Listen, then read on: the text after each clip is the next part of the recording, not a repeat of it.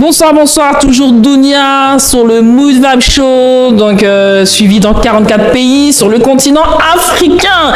Le mood, l'état d'esprit, la journée, en fin de journée, nous recevons donc les Miss Ethno France ce soir qui sont avec nous.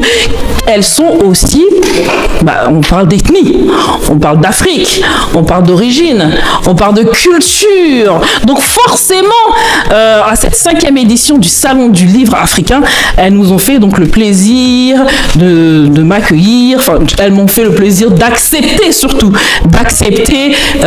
donc une petite interview, une petite introduction. Elles vont parler un petit peu d'elles et je vais surtout les laisser se présenter une par une et avant de rentrer vraiment dans le vif du sujet et savoir comment elles ont ressenti cette petite journée en compagnie de l'auteur ce soir qui est là, Richard Osoma Lomoa, qui est donc là, qui nous a présenté donc ce livre qui parle des violences faites aux femmes au Congo. Donc voilà. Bonjour Dounia Moupacho. Bonjour Dounia Moupacho. Bonsoir, Canal Plus, comment vous allez, mesdames? Ça va bien. Oui, ça va. Ça va. Oui, ça va. Alors,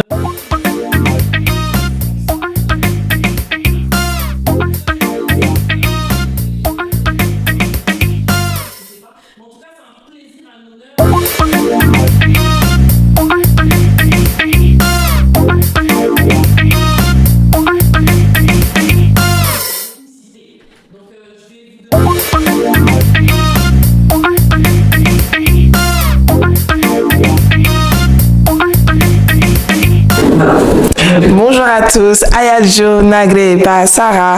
Donc bonjour à tous, moi je me présente, je m'appelle Joro Irikue Sarah, je suis Miss Univers Ethno France 2025 et aujourd'hui je tenais à vous remercier pour cette invitation. Merci Richard. Alors moi je tenais à remercier cette culture parce que grâce à vous aujourd'hui ça m'a permis d'en savoir plus sur nos ouvrages, sur notre écriture, sur notre culture et nos histoires, voilà. Ça m'a permis d'en savoir un peu plus et de me rapprocher un tout petit peu plus encore de mon... Comment on pourrait dire ça? Héritage. De mon héritage. Ouais, c'est ça. Mon héritage, mon afrodescendance, voilà. Donc, non, franchement, c'était une bonne journée. C'était une très belle journée. Alors, en ce qui me concerne, je m'appelle Sorel Mouele Makenzo Lespinas. Je suis Miss Univers Ethno France 2024. Et je suis née au Congo, République du Congo.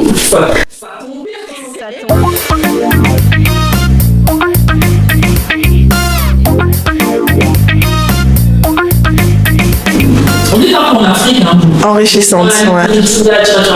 Comment vous avez ressenti Enrichissante, elle est très très riche et très diversifiée. C'est ça. C'est vrai qu'on a une image de l'Afrique, malheureusement, qui n'est pas forcément positive.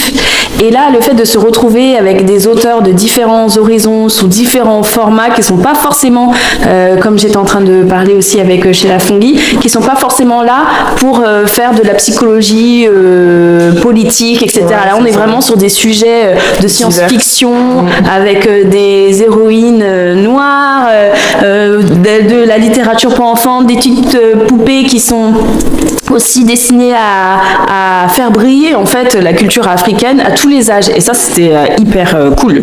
Oui. On parle d'un livre, on parle de l'Afrique, justement, on parle du Congo.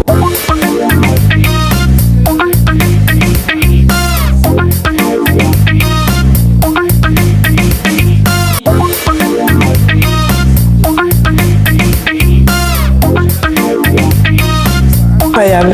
Alors moi tout d'abord je trouvais ça incroyable. J'ai pu feuilleter un peu et lire le résumé et je sais que c'est un auteur très affirmé et très engagé dans ce qu'il projette et ce qu'il écrit, ce qu'il raconte. Donc voilà, moi je sais que c'est un début, ce n'est pas la fin parce que je n'en suis pas encore à la fin de son livre, mais en tout cas c'est avec un grand et une immense joie que je continuerai à explorer son domaine. Et vous justement, puisqu'on parle du Congo, la violence au Congo, elle est un peu taboue. On n'en parle pas vraiment. En fait, c'est un sujet qui est caché.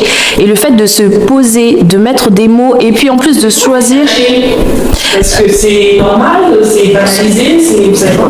Non, je pense pas que ça soit...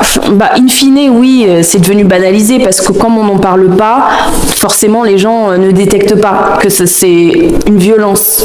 Il y a des choses qui peuvent arriver et c'est en fonction de l'éveil en fait émotionnel, intellectuel, environnemental qu'on va savoir que ça c'est une violence. Si on nous le dit pas ou si on ne prévient pas que c'est pas une violence, et pour nous ça fait partie des us et coutumes. Quand on va dire par exemple que l'enfant est en train de pleurer parce que il s'est fait mal, il y a quelque chose qui l'a contrarié, on va lui dire l'enfant là il fait des caprices, alors que non, ça se trouve il s'agirait simplement de prendre le temps de comprendre en fait quelle est la douleur de l'enfant et de lui expliquer oui c'est normal d'avoir mal, mais c'est pas normal en fait de rester dans la douleur. Et le fait que ça soit écrit comme ça, le fait qu'il y ait des mots qui soient posés, qu'il y ait des situations qui soient racontées, c'est une belle chose je trouve, et c'est un bel effort surtout venant du peuple congolais, ce qui n'est pas évident. Que pouvez-vous nous dire?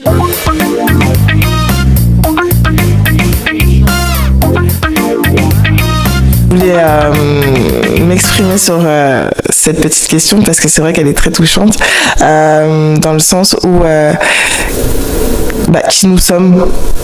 qui nous sommes et du coup c'est de là en fait qu'on commence à comprendre qui on est et d'où l'on vient, et c'est comme ça qu'on va dire qu'on représente l'Afrique et qu'on peut dire que nous sommes des afrodescendantes par leur richesse, par leur dire et par leur savoir. Moi je sais que étant enfant, tant que ma maman ne me disait pas viens dans la cuisine faire les beignets, on pouvait être assis au salon en train d'attendre que les beignets soient prêts. Et non, je pense que étant afrodescendante noire, parce que je suis fière de l'être. Descendante noire, vous êtes de quelle origine? Je suis d'origine de la Côte d'Ivoire. Voilà, et je pense que on a une union. Quand on dit afrodescendant, normalement, c'est les gens comme moi. Tout le monde. De Haïti. Je dirais qu'à partir du moment où on se retrouve dans une, je dirais pas une communauté parce qu'on est vraiment beaucoup, mais je dirais qu'on se ressemble. Moi je dis que... Non, je voulais juste, au cas où ça pouvait créer ambiguïté. Ah bon? Sur les réseaux sociaux. Parce que nous c'est comme ça que... En fait, ça veut dire que vous êtes d'une autre culture et vous êtes d'origine forcément descendant de l'Afrique, donc par le biais du sang, par la couleur, oui. Franchement, après c'est un palmarès assez détaillé et justement un peu, comment on pourrait dire ça, épineux sur ce sujet. Mais non, moi je reste fière, comme on dit, de mes origines et de ma couleur. Donc quand je dis afrodescendant, c'est vraiment vraiment une fierté, quoi. Mes parents, mes grands-parents, mes cousins, et même afrodescendant, je dirais que ça n'a même pas de couleur, puisque maintenant aujourd'hui on se mélange tellement avec toutes sortes de cultures que quand je dis afrodescendant, je veux vraiment rappeler notre premier sang. D'accord. Voilà. Et Côte d'Ivoire, que je connais, la Côte d'Ivoire, le beau pays entre le petit Paris. Non, mais pour finir, en tout cas, l'Afrique... C'est large, c'est vaste, c'est pluriel, c'est beau. Voilà. Et puis, c'est pas si simple que ça. Si vous auriez un pays dans lequel, en dehors de votre pays, vous Ah là là! ça serait... Avec les pays, c'est tous les pays, hein, ça peut vous aider. Moi, je dirais le Cameroun. C'est quoi comme pays, Cameroun? Oui, je dirais Moi, le je Cameroun. pense que j'aurais dit l'Éthiopie. C'est tellement féerique. Oui, je sais bien, mais... Et c'est que pour la danse des épaules. Aussi, oui, voilà, un pays comme ça, oui, Zanzibar, oui, voilà, je vois un peu ce qu'elle veut dire, mais... Où c'est riche, et puis c'est tellement diamétralement opposé à la culture congolaise qu'en fait, c'est hyper attractif. C'est vrai. Il faudrait dire à ces jeunes femmes...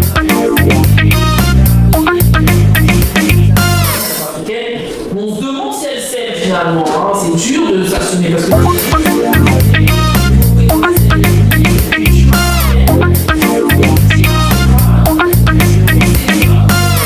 C'est toutes les hommes sont dedans. Qu'est-ce qu'il faudrait leur dire En vrai, Rester soi-même, hein. Rester soi-même et puis comment on pourrait dire ça, en fait le fait de rester soi-même et de vouloir surtout aller chercher savoir d'où l'on vient, c'est plus ça. après, Oui, voilà. chercher un peu. Mais la vraie chose, c'est ce qu'il faut comprendre, c'est que pour savoir où on va, il faut savoir où on est. Et il faut Ouais, savoir d'où on vient. qui on est. Parce que ce qu'on est et ce qu'on a envie de faire et ce qu'on est en train de faire en ce moment, ça va déterminer là où on veut aller. Moi, j'ai jamais vu une personne qui veut devenir millionnaire qui est en train de penser qu'elle est pauvre. Elle se crée une identité pour aller là où elle veut aller. Et on lui demande pas de copier une identité. On lui demande juste d'apprendre à se connaître, d'aimer ce qu'elle est, d'apprendre Voilà. à passer du temps ça. avec qui elle est. Ouais. Parce qu'il y aura jamais personne qui va aimer plus sa personne que soi-même. Mais merci beaucoup. Les filles, bon, beaucoup de courage en tout cas. Merci. Et on mettra vos réseaux sociaux juste en dessous.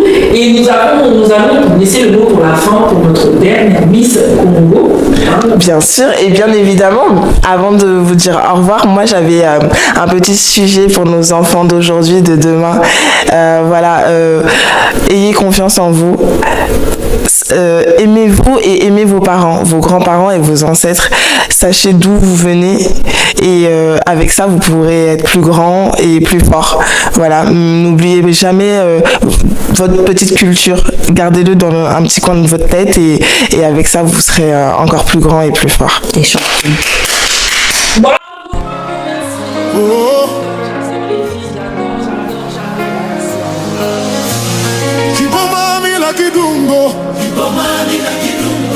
Kibomami la kidungo, Oya mi la kidungo bishiro,